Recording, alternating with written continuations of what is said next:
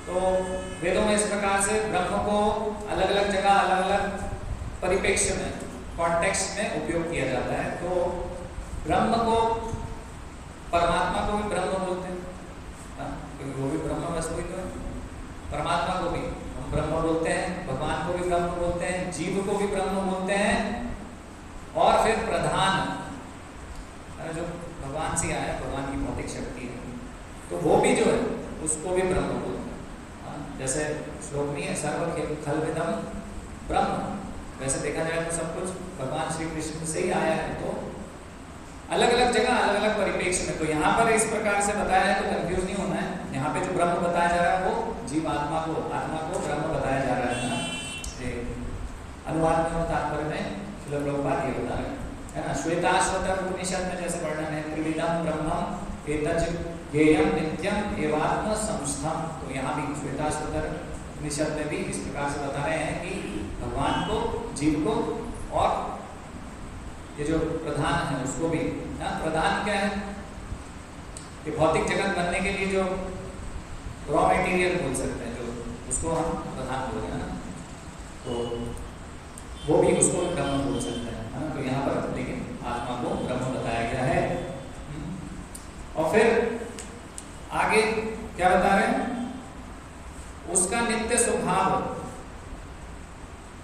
आध्यात्म या आत्मा कहलाता है। तो श्रील प्रभुपाद यहाँ पर आध्यात्म, आत्म, है ना, आध्यात्म के विषय में बता रहे हैं। तो क्या लिख रहे हैं तात्पर्य में? जीव का स्वरूप भौतिक जगत में उसकी स्थिति से भिन्न होता है। जो उसकी वास्तविक स्थिति है तो इस भौतिक जगत में उससे भिन्न होता है जीव की स्थिति। भौतिक चेतना में उसका स्वभाव पदार्थ पर प्रभुत्व जताना है ना। हम क्या कर रहे हैं भौतिक जगत में? पदार्थ पे तो प्रभुत्व जता रहे हैं। मेरी गाड़ी, मेरी पत्नी, मेरा बच्चा, मेरा खेत, मेरी जमीन, मेरा प्लॉट, मेरा मकान, क्या कर रहे हैं? भौतिक वस्तुओं पर हम अपना प्रभुत्व जताना चाह रहे हैं। तो ये हमारा वास्तविक स्थिति नहीं है।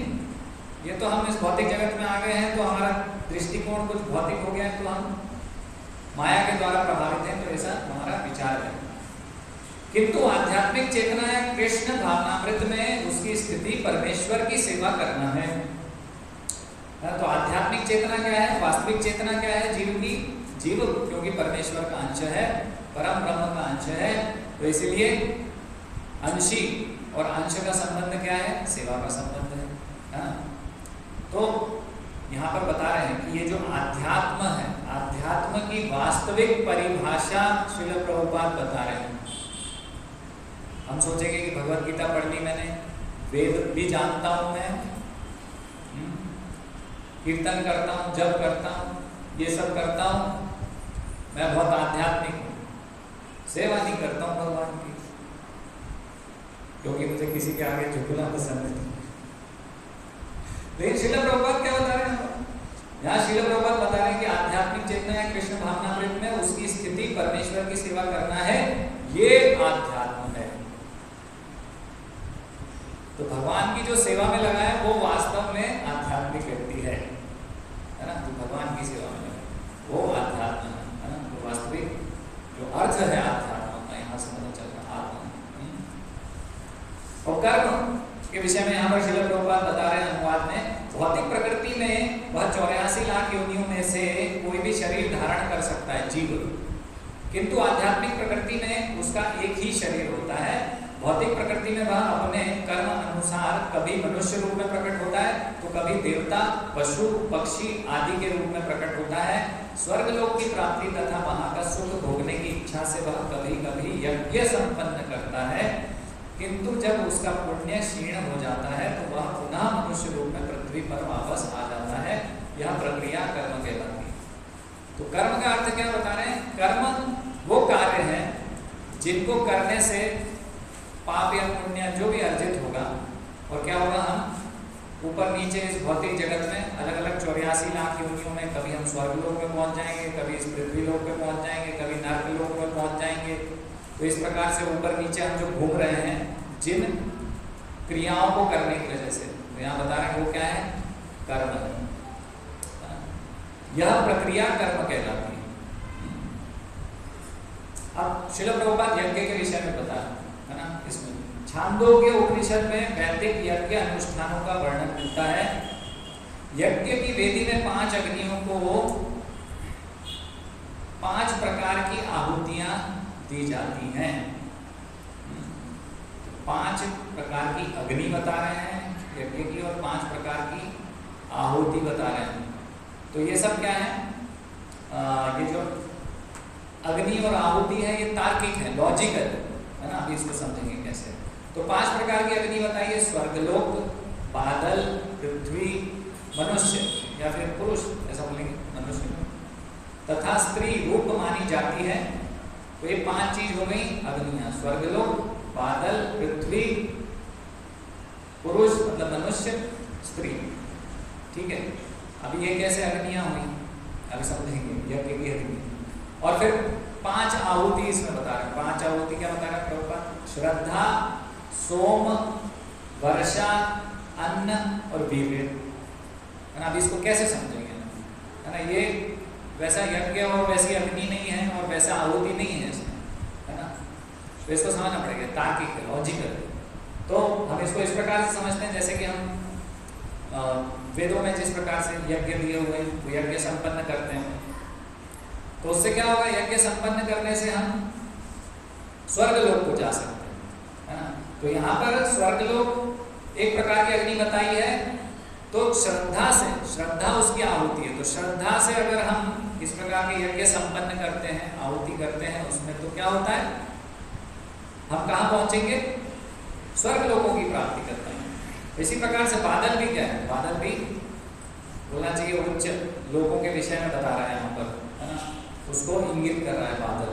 और बादल जो अग्नि है उसमें क्या है? सोम, सोम बताया। सोम यानी चंद्र। तो चंद्र क्या है? चंद्र भी शुरुआत है उच्च लोगों की, शुरुआत चंद्र लोक से हो रही है ना इस प्रकार से। तो हम अगर इस प्रकार से कर्म कांड कुछ इस प्रकार से करते हैं, यज्ञ करते हैं, तो क्या होगा? हम उच्च लोगों को प्राप्त कर सकते हैं। ठीक है। लेकिन उच्च लोगों को प्राप्त करने के बाद फिर क्या होगा? तो ये बताया है कि एक अग्नि है पृथ्वी, जिसका कि वर्षा क्या है? वर्षा उसकी आहुति है। तो हमने पिछली बार भी चर्चा किया था लेक्चर में कि क्या होता है कि क्षीणे पुण्य मर्तलोकम विशन्ति। तो स्वर्ग लोगों को हम पहुंचेंगे, फिर क्या होगा? वहां पर हमारे जो पुण्य है वो क्षीण हो जाएंगे। फिर क्या होगा? हम बादलों से, वर्षा के माध्यम से जो जीवात्मा है स्वर्ग से पृथ्वी पर आती है। अभी ये लिंक हो रहा है जो बता रहे हैं श्रील प्रभुपाद, पृथ्वी और वर्षा। और फिर बता रहे हैं फिर वो जो अन्न है वो ग्रहण करता है कोई पुरुष, मनुष्य है ना। तो मनुष्य इस प्रकार से बताया कि वो अग्नि है और वो अन्न को ग्रहण करेगा जो आहुति है ना। फिर क्या होगा? वो जीव को फिर वीर्य के माध्यम से स्त्री है ना। एक और जैसे कि स्त्री अग्नि बताई है और वीर्य क्या होता है? उसकी आहुति बताई। तो इस प्रकार से ये जो बोलना चाहिए कर्म की जो साइकिल है उसके विषय में यहाँ पर श्रील प्रभुपाद बता रहे हैं है ना। तो एक कर्म की साइकिल, अन्नदान है ना। तो अन्नदान बड़ा दान मानते हैं। ये क्यों है? उसका इम्पोर्टेंस क्यों यहाँ समझ में आ रहा है कि ये जो साइकिल है उससे ये कर्म की साइकिल कंप्लीट होती है ना।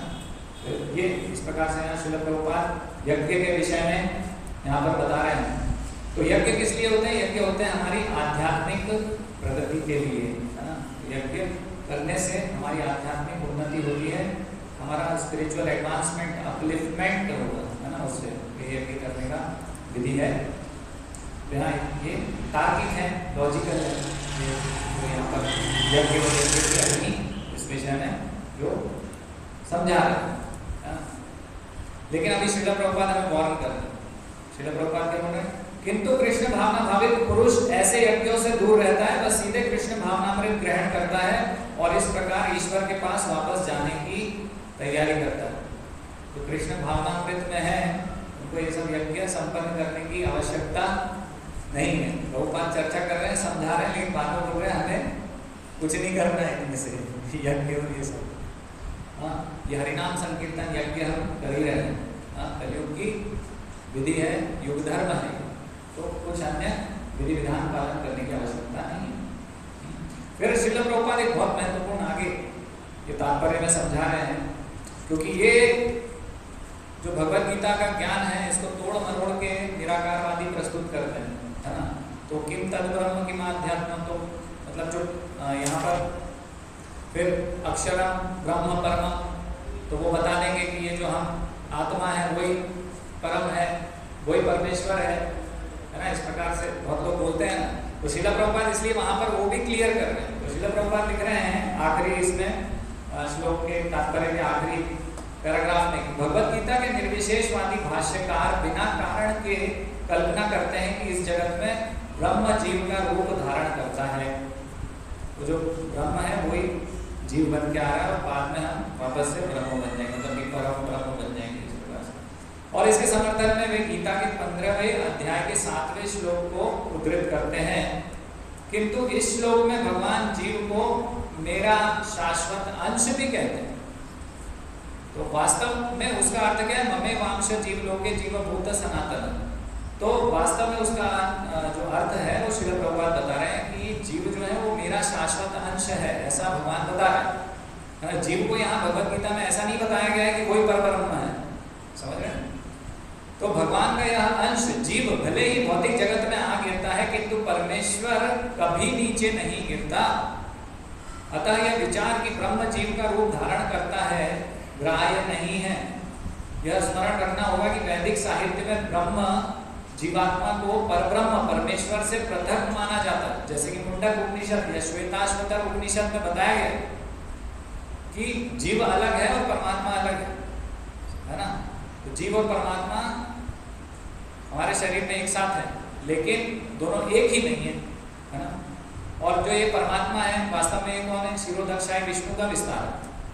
और शिरोदक्षाय विष्णु कौन है, ये कृष्ण का विस्तार है। इस प्रकार से शास्त्रों में वर्णन है। ठीक है, तो अभी हमने क्या चर्चा किया कि ब्रह्म क्या है, आध्यात्म क्या है और जीवों के भौतिक शरीर से संबंधित गतिविधि कर्म है। तो कर्म क्या है, कर्म वो कार्य है जिससे हम ये भौतिक जगत में भटक रहे हैं, कभी स्वर्ग लोग, कभी नर्क लोग, कभी इसी पृथ्वी पे 84 लाख योनियों में। इस प्रकार से यहाँ पर भगवान उत्तर दे रहे हैं अर्जुन को। फिर अगला श्लोक जिसमें भगवान आगे के प्रश्नों के उत्तर दे रहे हैं, हे देहधारियों में श्रेष्ठ, निरंतर परिवर्तनशील यह भौतिक प्रकृति अधिभूत भौतिक अभिव्यक्ति कहलाती। तो अधिभूत जो पूछा था प्रश्न अर्जुन ने, तो उसका उत्तर भगवान दे रहे हैं कि ये परिवर्तनशील प्रकृति अधिभूत कहलाती है ना। तो परिवर्तनशील तो ये क्या है, योग गच्छति इति जगत, ये भौतिक जगत को अधिभूत बोल रहे हैं यहाँ पर, भौतिक प्रकृति को अधिभूत बोल रहे हैं। जो प्रकट होती है अप्रकट होती है, परिवर्तनशील है। क्यों? क्योंकि इस जगत में जो भी है, मान लीजिए उदाहरण है, एक हमारा ही उदाहरण ले लो जीव का, या फिर एक फूल है, तो उदाहरण लेंगे तो वो 6 उसकी स्थितियां हैं जो बदल रही है ना। तो क्या स्थिति है, पहली स्थिति है कि वो उत्पन्न होता है, दूसरी स्थिति है कि वो बढ़ता है, तीसरी स्थिति है कि कुछ काल तक वो रहेगा, स्थिति मतलब कि स्थित रहेगा, कुछ काल तक रहेगा। फिर कुछ गौण पदार्थ उत्पन्न करते हैं, बाय प्रोडक्ट्स, जैसे हम संतान उत्पन्न करते हैं ना, फूल है तो कुछ बीज दे देगा, फल है तो कुछ बीज दे देगा, इस प्रकार से। फिर क्षीण होता है, फिर धीरे धीरे स्थिति डाउन होती है, जैसे हम वृद्ध होते हैं, फिर उसके बाद विनष्ट हो जाता है। तो ये चेंज हो रहा है ना, परिवर्तनशील है ये प्रकृति। ये 6 स्टेजेस हैं, प्रभुपाद बहुत जगह इसका वर्णन कर रहे हैं। तो ये अधिभूतम है, ये प्रकृति परिवर्तनशील भौतिक प्रकृति क्या है, अधिभूतम। फिर अधिदैवम, तो अधिदैवम को इस प्रकार से यहाँ पर वर्णित है कि परमेश्वर के विराट स्वरूप की धारणा जिसमें सारे देवता तथा उनके लोग सम्मिलित हैं, अधिदैवत कहलाती है। क्या है अधिदैवत?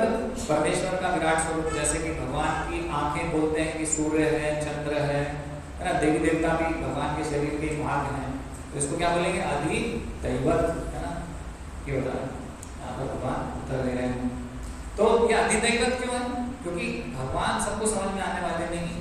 तो कुछ लोग भगवान को इनडायरेक्टली समझ पाएंगे, डायरेक्टली नहीं समझ पाएंगे, है ना। जैसे कि कुछ लोग जाएंगे धूपगढ़ और वहाँ पे सनसेट या सनराइज देखेंगे, बोलेंगे वाह कितना अच्छा है भौतिक प्रकृति। तो वास्तव में जो भौतिक प्रकृति है वो तो कृष्ण ही है, कृष्ण की ही व्यवस्था है और कृष्ण ही है, उन्हीं पे विस्तार। जैसे हम पेंटिंग देखेंगे, पेंटिंग को बोलेंगे कितना सुंदर पेंटिंग है, पेंटर को हम डायरेक्टली नहीं बोल रहे, हम पेंटिंग को बोल रहे हैं, लेकिन वास्तव में तो वो जो पेंटिंग जिसने बनाई है हम उसी की तारीफ कर रहे हैं, नहीं तो है वही चीज़। तो भौतिक प्रकृति को हम एप्रिशिएट करेंगे, सराहना करेंगे, लेकिन वास्तव में भगवान की सराहना है ना। इसलिए विराट रूप जो है तो ये शुरुआती स्तर पे अगर कोई आध्यात्म में आगे बढ़ना चाहता है तो ये शुरुआती स्तर बोल सकते हैं। तो अधिदैवम ये भौतिक प्रकृति विराट रूप। फिर अधियज्ञ, तो कृष्ण यहाँ पर बता रहे हैं अधियज्ञ। तो अधियज्ञ का यहाँ पर जो शब्दार्थ दिया है प्रभुपाद ने वो दिया है परमात्मा, है ना। वे परमात्मा, तो कृष्ण यहाँ परमात्मा के बारे में बताया। परमात्मा के विषय में अभी हमने चर्चा की। परमात्मा सबके हृदय में वास करते हैं और एक इसका विस्तार है शिरोदशय विष्णु का। तो वो कौन है? साक्षी। सबके हृदय में परमात्मा उपस्थित है साक्षी रूप में, है ना।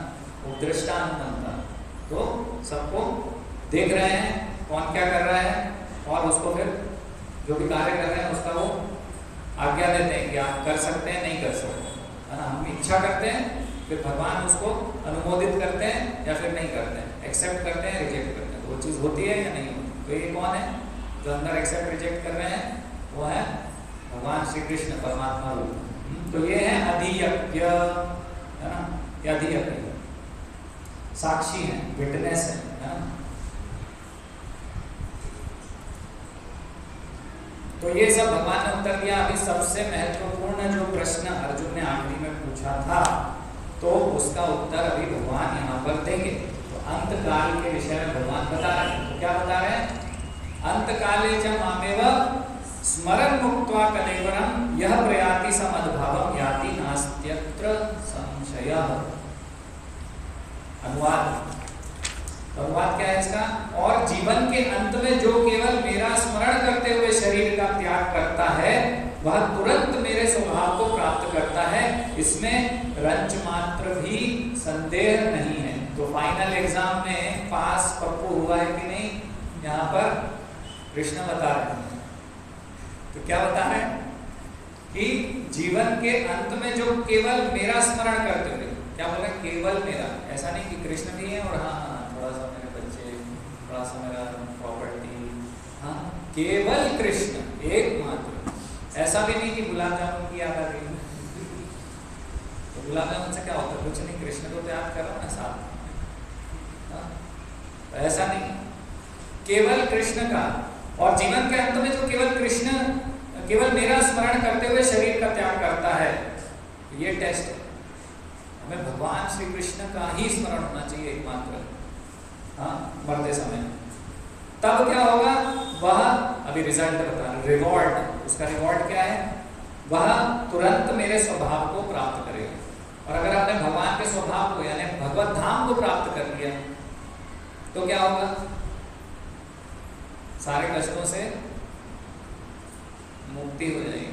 जितने भी कष्ट हमारे जीवन में, जो भी दुख है, सबसे मुक्त हो जाएंगे, है ना। तो और फिर भगवान श्री कृष्ण से बोल रहे हैं इसमें रंच मात्र भी संदेह नहीं है, ये होगा ही।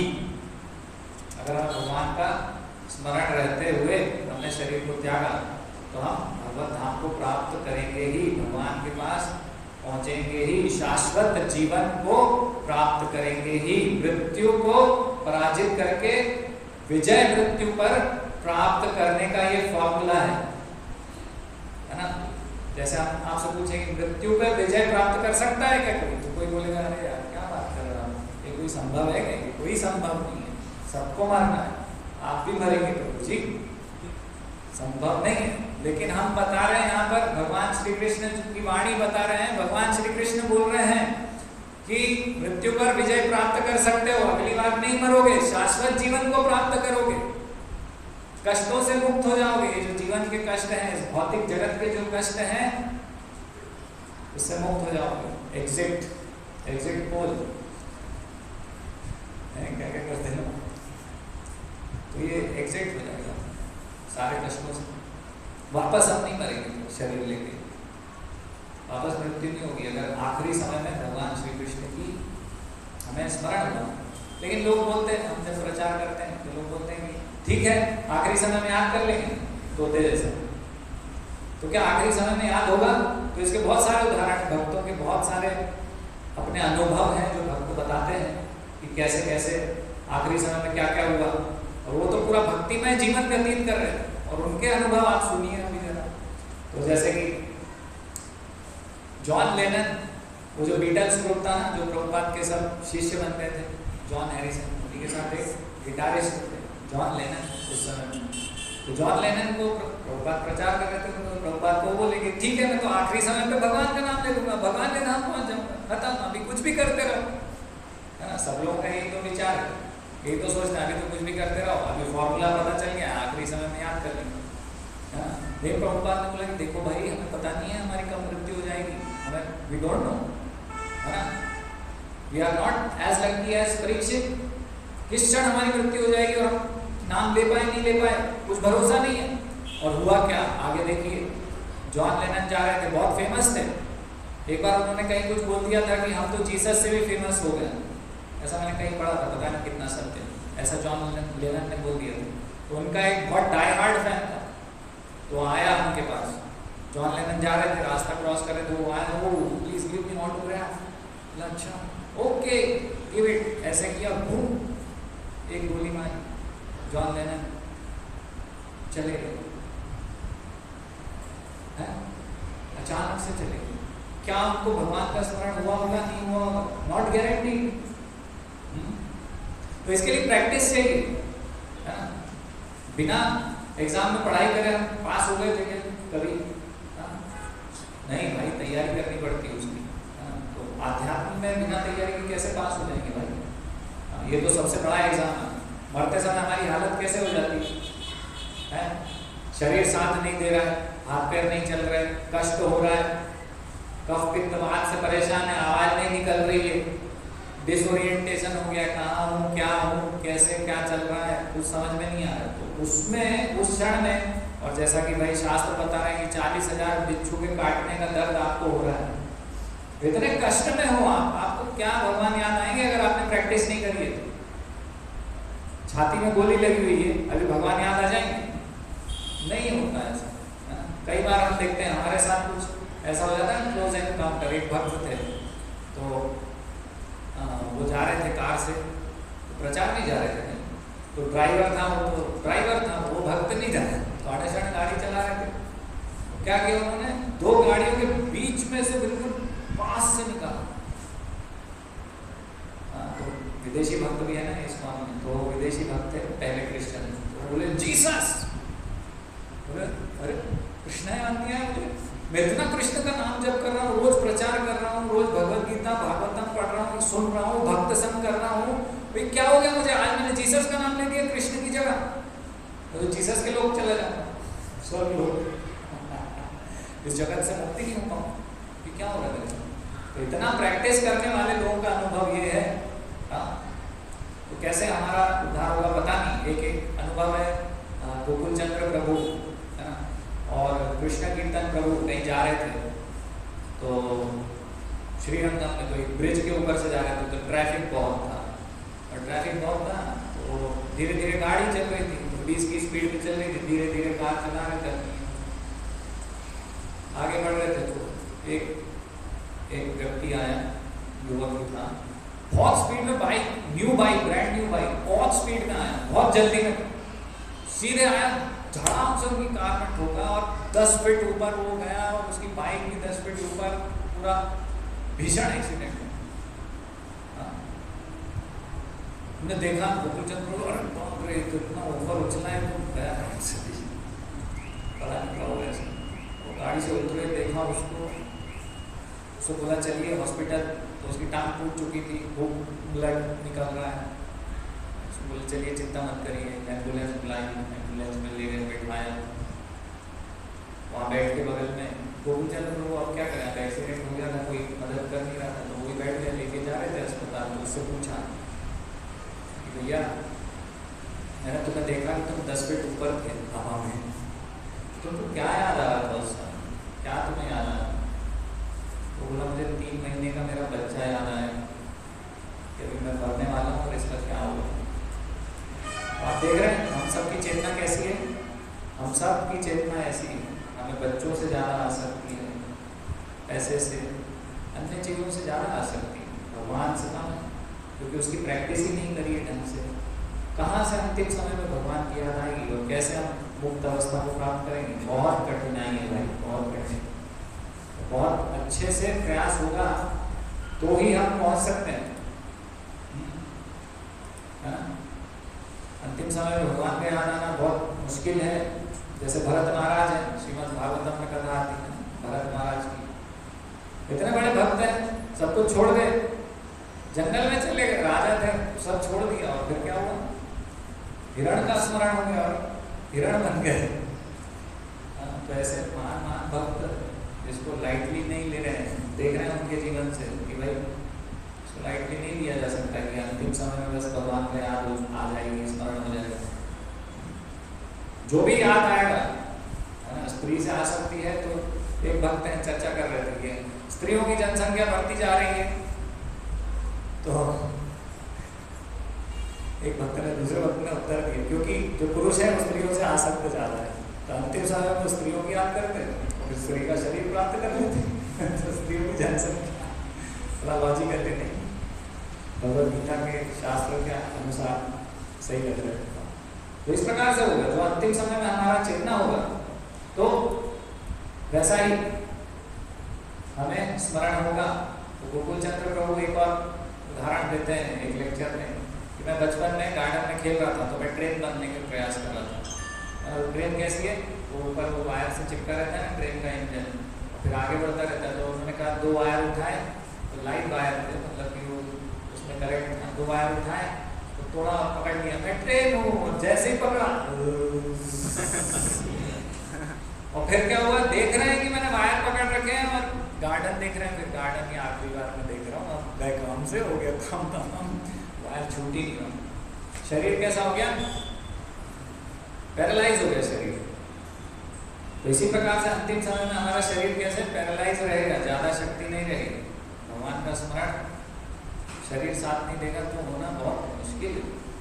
फिर उनकी दादी आई, उन्होंने एक झाड़ू मारी जिनके तो फिर वापस ठीक हो गया सब। तो ऐसा होता है। महाविष्णु स्वामी की, बहुत सारे भक्तों ने सुना होगा महाविष्णु स्वामी का जो एक्सीडेंट हुआ था बहुत वर्षों पहले। तो महाविष्णु स्वामी का एक्सीडेंट हुआ, बहुत भीषण एक्सीडेंट हो गया, कार एक्सीडेंट ही कुछ ऐसे। तो एक्सीडेंट हुआ तो चोट बहुत ज़्यादा आ गई, तो वो एकदम बेहोश, अनकॉन्शियस हो गए। तो चारों तरफ देखा तो शांति हो गई, मतलब कुछ समझ में नहीं आ रहा। और शरीर छोड़ के वो तो अपने सूक्ष्म शरीर में बाहर आ गए है ना, बाहर आ गए। तो उनका एक्सपीरियंस शेयर कर रहे हैं, सब शांत हो गया। और फिर एक फोटो उनको दिखाई पड़ी, किसकी? बुद्ध भगवान की फोटो दिखाई पड़ी। फिर बुद्ध भगवान की फोटो थोड़ी देर में ओझल हो गई। फिर किसकी फोटो दिखाई दी? जीसस क्राइस्ट की फोटो दिखाई दी। फिर वो ओझल हो गई। फिर एक बूढ़े आदमी की आसन पे बैठे हुए फोटो दिखी। फिर थोड़ा सा और उन्होंने देखा कि वो फोटो नहीं है, वो तो बूढ़ा आदमी है। फिर एकदम से वो बूढ़ा आदमी बोला, तुमको मैंने क्या सिखाया, जल्दी याद करो क्या सिखाया था मैंने तुम्हें। तुरंत महाविष्णु स्वामी बोले, हरे कृष्णा कृष्णा कृष्णा हरे हरे, हरे राम राम राम हरे। वो कौन थे बूढ़े व्यक्ति? श्रील प्रभुपाद गुरु है ना, अंतिम समय में आ गए, क्योंकि क्या सिखाया मैंने तुम्हें, हरे कृष्णा हरे कृष्णा। तो उनके माध्यम से उनको हरे कृष्णा याद आया। जैसे ही हरे कृष्णा बोला उन्होंने, वो तो कोमा में थे, आईसीयू में थे, जैसे ही बोला उन्होंने हरे कृष्णा तुरंत होश में आ गया। होश में जैसे आए तो हरे कृष्णा महामंत्र ही बोल रहे थे। सब लोग देखा ये क्या हो, बहुत कठिन। भगवान की याद नहीं, बुद्ध याद आ जाएंगे, कहीं जीसस क्राइस्ट हो सकता है, साईं बाबा देवी जी याद आ जाए। कठिन है, आसान नहीं है। तो इसलिए श्रीधर स्वामी बता रहे हैं, अंग्रेजी में उनका एक कमेंट है, previous impressions leads to remembrance at the time of death. तो पिछले जो इंप्रेशन यहाँ पर हमारे दिमाग में जा रहे हैं, इम्प्रेशंस जो हम डाल रहे हैं, है ना, टीवी डाल रहे हैं, मोबाइल डाल रहे हैं, इसमें इंटरनेट डाल रहे हैं, वेब सीरीज डाल रहे हैं, शॉर्ट फिल्म्स आजकल बहुत चलती है, क्या बोलते हैं उसको, रील्स, और कुछ कुछ डाल रहे हैं, तो भगवान का इम्प्रेशन तो बन नहीं रहा।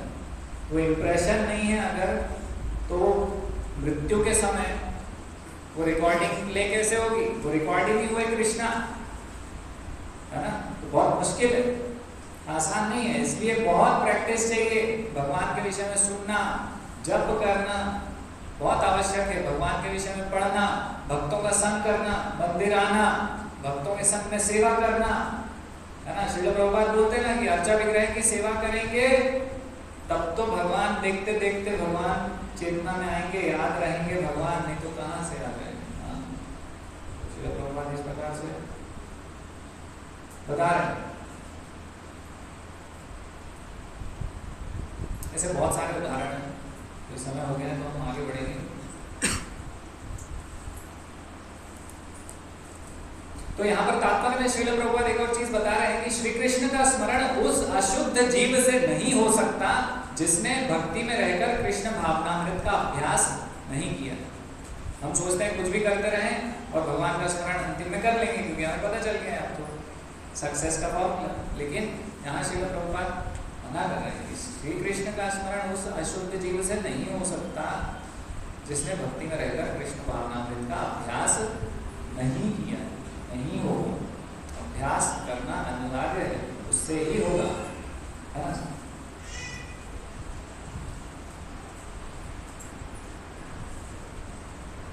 और श्रील प्रभुपाद लिख रहे हैं यदि जीवन के अंत में सफलता वांछनीय है तो कृष्ण का स्मरण अनिवार्य है।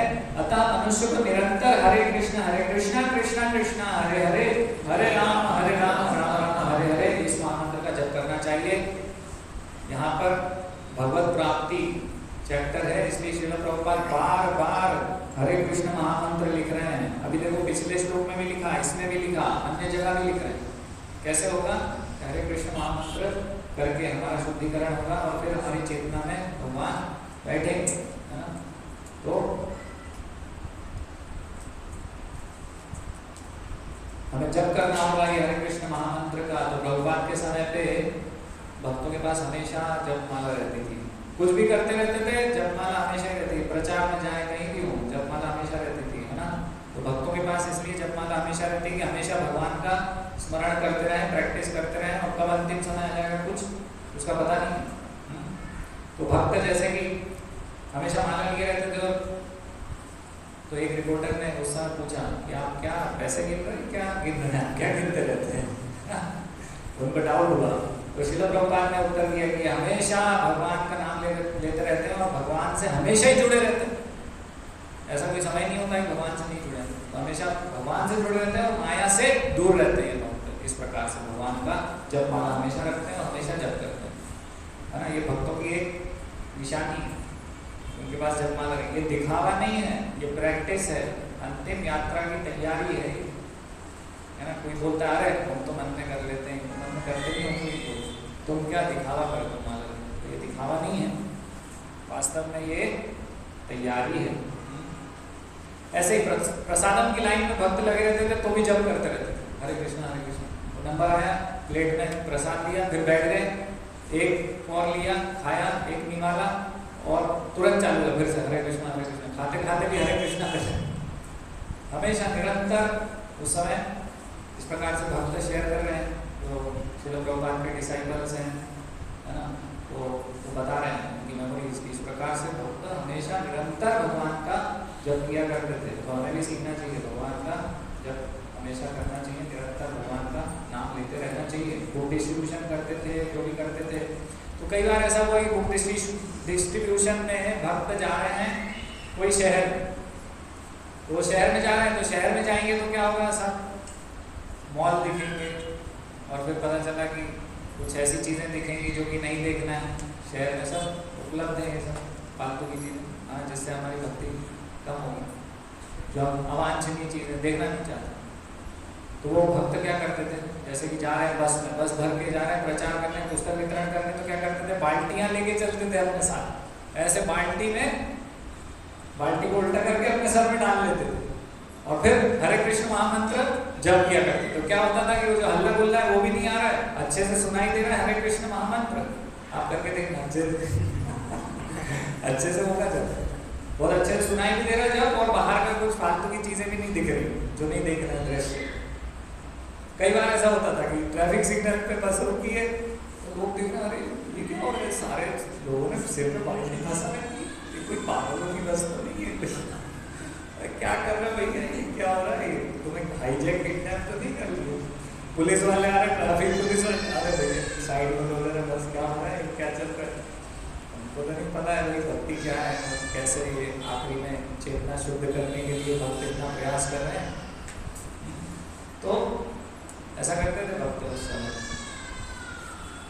और श्रील भक्तिविनोद ठाकुर, उन्होंने एक बहुत छोटा सा, एक ज़्यादा हाइट भी नहीं है उसकी और ज़्यादा कुछ जगह ही नहीं है, बस इतना कि एक व्यक्ति उसके अंदर पैक हो सकता है, इतना छोटा सा रूम बनाया।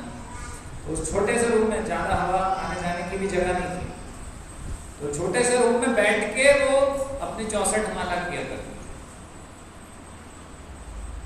और जब 64 माला हो जाती तब बाहर आते थे। तो श्रील भक्तिविनोद ठाकुर इस प्रकार से किया करते थे। भूगर्भ गोस्वामी है, गोस्वामी को तो भूगर्भ क्यों नाम था उनका, क्योंकि जमीन में गड्ढा करके अंदर बैठ के जप किया करते थे, अंदर ही रहते थे। और बाहर भी क्यों निकलते थे कि चलो ठीक है थोड़ा सा श्रवण कीर्तन हो जाए, भक्तों का संग मिल जाए, भक्तों से कुछ सुन ले, जैसे सुना होना हो गया, समाप्त हो गई कथा, वापस अंदर से अंदर फिर से अपना जप शुरू कर दो। बाहर देखना ही नहीं, सुनना ही नहीं है इस भौतिक जगत में क्या चल रहा है। और बढ़िया भूगर्भ गोस्वामी इस प्रकार से प्रैक्टिस करते हैं, जो इसको सिंसियरली सीरियसली जो चाहते हैं करना, प्राप्त करना चाहते हैं, भगवत धाम को, भगवान के धाम को जाना चाहते हैं, तो इस प्रकार से गंभीरता से इसको करें। तो हम भी इसको गंभीरता से लें, भक्ति को। यहाँ पर ये वातावरण है, यहाँ पे वो गाइडेंस है जिसके माध्यम से आप ये जो अंतकाले च मामेव स्मरन् मुक्त्वा कलेवरम् यह प्रयाति समद्भाव याति नास्त्यत्र संशय। ये जो भगवान बता रहे हैं अर्जुन को कि और जीवन के अंत में जो केवल मेरा स्मरण करते हुए शरीर का त्याग करता है और तुरंत मेरे स्वभाव को प्राप्त करता है, इसमें रचमात्र भी संदेह नहीं है, तो ये हम प्राप्त कर सकते हैं। ये रिजल्ट अगर हम प्रॉपर गाइडेंस में, गुरु शिष्य परंपरा में भगवान का नाम लें, जप करें, कीर्तन करें, श्रवण करें, प्रसाद लें, सेवा करें। सेवा में आना बहुत आवश्यक है भगवान की। तो यहाँ पर ऐसी व्यवस्था है कि आपको हम सेवा में लगा सकते हैं। अब ये प्रश्न उठता है कि आप कितना इंटरेस्ट लेते हैं इसमें, तो आपको निश्चित करना है। हरे कृष्ण। किसी का कोई प्रश्न है?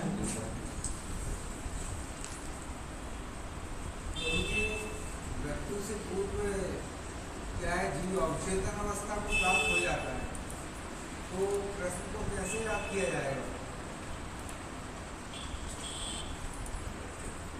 ये तो अगर हम बार बार वही चीज करेंगे हमारे प्रयास से, भगवान हमारे ऊपर कृपा कर सकता है। जैसे श्रील प्रभुपाद ने कृपा करी थी ना, आ गए थे, याद दिलाया। अवचेतन अवस्था में फिर ये सब काम संभव। अवचेतन अवस्था में देखिए 3 स्तर पे है ना हमारा चेतना, तो सबकॉन्शियस माइंड भी है उसमें, है ना। जैसे कि आउट ऑफ बॉडी एक्सपीरियंस हुआ है कई लोगों को, है ना, आउट ऑफ बॉडी एक्सपीरियंस है, बॉडी से बाहर है लेकिन सब अनुभव कर रहे हैं कि अभी क्या हो रहा है, मेरा ऑपरेशन चल रहा है, मेरा हृदय का ट्रांसप्लांट चल रहा है, समझ रहे? तो ऐसा नहीं है कि वहाँ चेतना, शरीर हमारा जो है वो, अगर हम शरीर की चेतना में होंगे और शरीर से अपने आप को जोड़ के देखेंगे तो फिर मुश्किल है भगवान को याद करना। अगर हम ये सही चेतना में होंगे कि शरीर नहीं हूँ, आत्मा हूँ, ये शरीर का कष्ट मेरा कष्ट नहीं है, मुझे भगवान, मैंने आजीवन प्रैक्टिस किया है, अभी भगवान भी मेरी मदद करेंगे, हमारे गुरु जो परंपरा में वो भी मदद करेंगे, उनकी कृपा से भगवान को हम याद कर पाएंगे, संभव।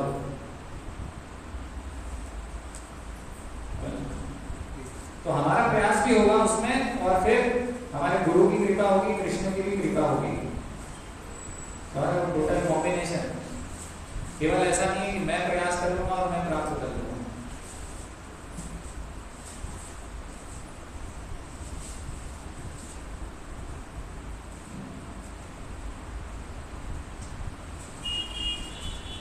किसी और कोई प्रश्न?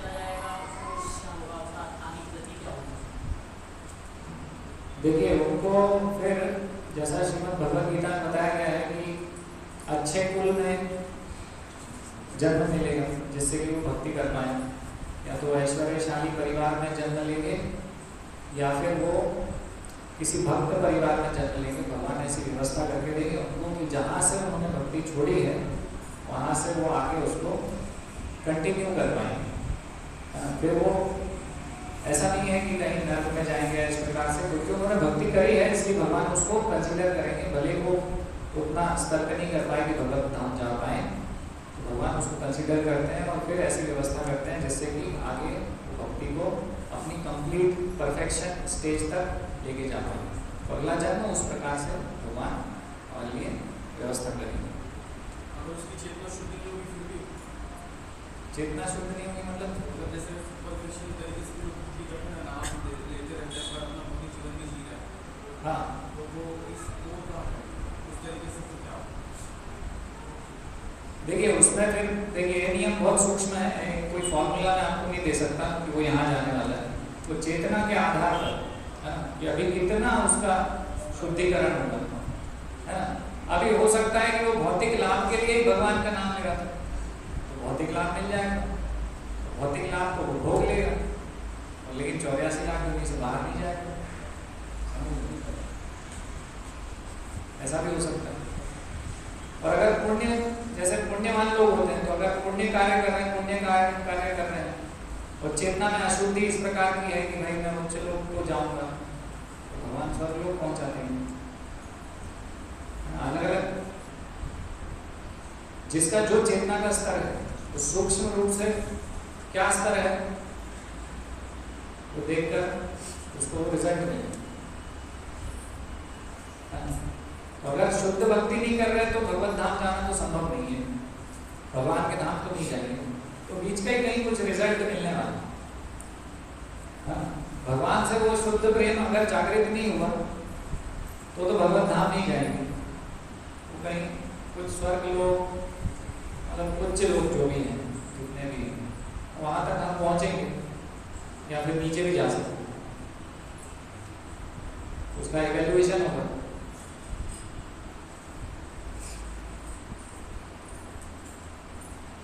मतलब अगर आप इसका वो फ्लो चार्ट बनाना चाहते हैं, फ्लो चार्ट तो आपको पता ही होगा, तो बहुत कठिन है। पूरा 84 लाख योनि कैसे प्राप्त होती है तो इतना डिटेल में तो कह नहीं सकते प्रकृति के नियम कैसे क्या कार्य कर रहे हैं, है ना। कब व्यक्ति गधा बनने वाला है, कब घोड़ा बनने वाला है, ये कहना थोड़ा मुश्किल होता है। ऐसे कैसे बोलेंगे कि नहीं तो यही प्राप्त होगा। मतलब उसका कर्मों का जो उनकी चेतना है उसके अनुसार उसका अगला जीवन निश्चित हो जाएगा। अब्जामिल की केस जो थी उसमें तो पहले ब्राह्मण बालक था, लास्ट में मुस्लिम बच्चे का नाम आता है, चेतना तो नहीं था। हाँ सही बोल रहे हैं आप। तो अजामिल की स्टोरी के विषय में चर्चा कर रहे हैं कि अजामिल ने क्या करा कि अजामिल ब्राह्मण का पुत्र था, तो जन्म उसका ब्राह्मण कुल में हुआ था, लेकिन क्या हुआ कि वैश्या स्त्री के संग के कारण वो पतित हो गया और सारे पाप कार्य करने लग गया, पाप कार्य करने लग गया। लेकिन उसने क्या करा कि अपने बेटे का नाम नारायण रखा था, सबसे छोटे बेटे का नाम, उसकी बहुत सारी संतान थी, सबसे छोटे बेटे का नाम उसने नारायण रखा। और अंतिम समय में वो अपने पुत्र नारायण को बुला रहा था, नारायण नारायण बोल रहा था। तो क्योंकि वो पापी था तो वहां पर कौन आ गए, यमदूत आ गए उसको लेने। लेकिन अब क्या हुआ कि उसने नारायण का नाम लिया था तो विष्णुदूत भी आ गए वहां पे। अब दोनों में वार्तालाप चल रही, भाई हम ले जाएंगे, हमारा अधिकार है कि तुम्हारा अधिकार है। अभी नाम तो लिया है इसने, तो नाम लिया है तो क्या होना चाहिए। तो इसलिए विष्णुदूत उनको समझा रहे, देखो आपके अधिकार क्षेत्र से बाहर है, क्योंकि इसने भगवान का नाम तो लिया। तो उस केस में क्या हुआ था कि अजामिल की मृत्यु नहीं हुई थी उस समय, मरा नहीं था। विष्णुदूतों ने क्या कहा था, यमदूतों को वहां से वापस भेज दिया था, तो उसके कारण उसको एक चांस मिल गया था, है ना। उसको चांस मिला कि आगे अब वो समझे और भक्ति करे। तो उसने फिर समझा उसको कि मेरे साथ क्या हुआ है ना। उसको भी आउट ऑफ बॉडी एक्सपीरियंस हुआ था, तो उसके हृदय में हाथ डाल के यमदूत उसका प्राण हर रहे थे, आत्मा को निकाल रहे थे, शरीर से अलग कर रहे थे। तो उस अनुभव के कारण उसने क्या करा, समझ गया कि अभी भक्ति अच्छे से करनी चाहिए, तो भक्ति उसने अच्छे से करी। फिर वो आगे फिर मुझे याद नहीं भगवत धाम गया, ऐसा लिखा है क्या, मुझे याद नहीं आया, आपको याद है? लेकिन उसने लेकिन बाद में गए उस समय, क्योंकि वो जाना नहीं था भगवान कौन है। केवल एक प्रकार से कि नारायण अच्छा नाम होता है भगवान के नाम पे, तो अपने बालक का नाम रख दिया था और नारायण बोलता था, बालक को पुकारता था तो भगवान का नाम पुकार लेता। तो मुक्ति उसकी बाद में हुई, ऐसा नहीं हुआ कि भगवान का नाम ले लिया और मुक्ति हो गई उसकी। आपका इसमें प्रश्न क्या है? अब ऐसे तो गांधी जी ने भी हे राम बोला था ना, लेकिन प्रभुपाद ऐसा क्यों बोल रहे हैं? एक तोते को भी आप सिखा सकते हो राम बोलना, राम राम राम, तोता भी बोल रहे हैं। लेकिन तोते के बोलने में और एक जिसने भगवत गीता का ज्ञान आत्म साक्षात्कार किया है, वो जो राम या कृष्ण बोल रहा है, उसके बोलने में अंतर है।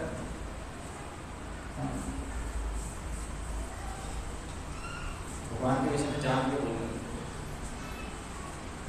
तो लेकिन ऐसा भी नहीं है कि मतलब ये भी फिक्स फॉर्मूला हो गया कि भाई अभी आखिरी समय में बस राम राम बोल दो या कृष्ण कृष्ण बोल दो तो विष्णुदूत आगे बचा लेंगे। ऐसे भी गारंटी कहीं दी नहीं है उसमें वाली स्टोरी में।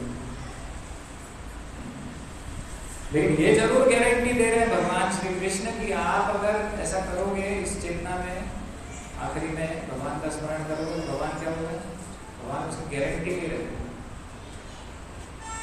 कि हम भगवत धाम को प्राप्त करेंगे। तो जो गारंटी नहीं है उसकी तरफ तो जाए, गारंटी वाली चीजें तो गारंटी वाली लेना चाहते हैं ना। गारंटी है कि नहीं, कितनी है, रिप्लेस होगा कि नहीं अगर खराब हो गया तो। जो गारंटी दे रहे भगवान उस पर कार्य करे ना, वो ज़्यादा बेहतर है। अच्छे से पूरा प्रैक्टिस करें, भगवान का नाम लेके भगवत चेतना को डेवलप करें, विकसित करें, है ना। ठीक है, और कोई प्रश्न है?